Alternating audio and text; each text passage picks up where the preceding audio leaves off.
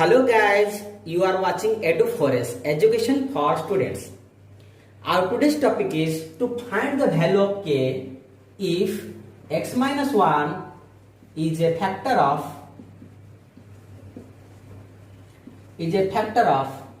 4x cube plus 3x square minus 4x plus k. Now we want to find out the value of this k if x minus 1 is a factor of this polynomial. Clear? Now before going to find the value of k, let us take a small example. I am taking a small concrete example. Suppose we want to divide 12 by 3. Then what you will get? You will divide 12 by 3. So you will get 4. And this will be 12 and the remainder will be 0. So the quotient is 4.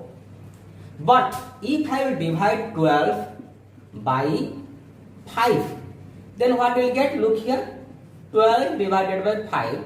Then I will get 5 2s are here. 5 2 is 10. Now remainder is here 2. Quotient is 2. And the remainder is 2.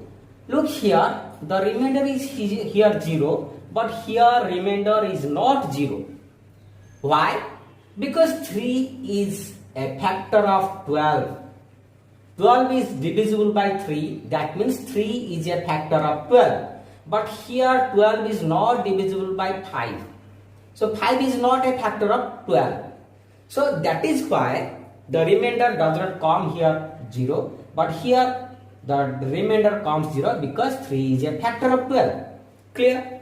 Similarly, if we take a polynomial, suppose let us take the example of a polynomial.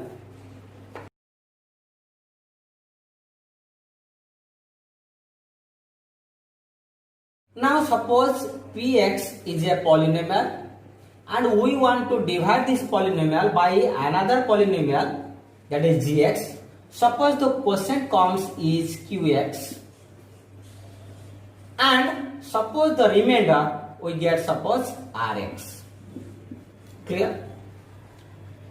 When this remainder comes 0, we say that this polynomial is a factor of this polynomial. Otherwise, if it is not 0, then we say this is not a factor of this polynomial. Clear? So as we have studied in the concrete example, that remainder, if the remainder comes 0, then the divisor is a factor of the dividend. Similarly here, if the remainder comes 0, then you can say this coefficient, this divisor, that is this polynomial is a factor of this polynomial. Clear? If the remainder comes 0.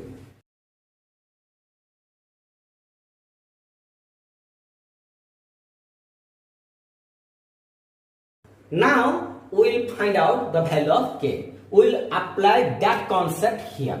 Clear? Now what is that concept? If this is a factor of this polynomial, then the remainder must come 0. Now let us see here now how to find out the remainder of this polynomial if we divide this by x minus 1. As you know, you can divide it by this long division method, or you can find out the remainder like this. Denote this polynomial as px.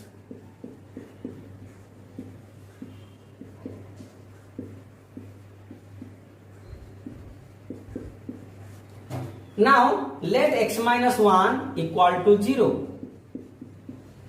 That means x is equal to 1. Now put this value of x in this polynomial. That means if we find out p1, so what we will get here?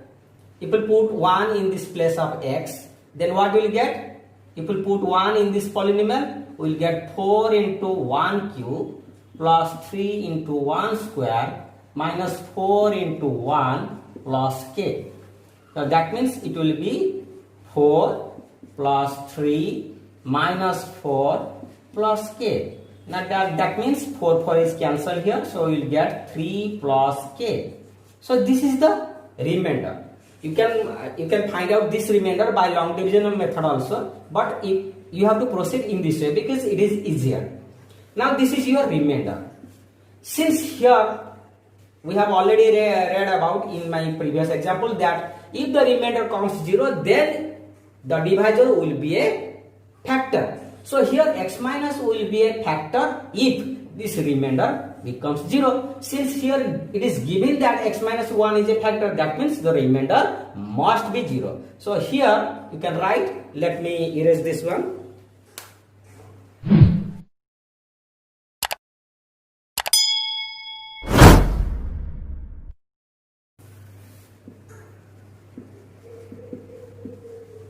Remainder is our k plus 3. Now since x minus 1 is a factor,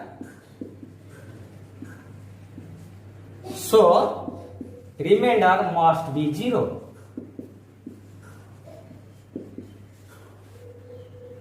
That means k plus 3 is equal to 0 because k plus 3 was our remainder. Now k is equal to how much? If you solve it, you will get k is equal to minus 3. So this is your answer.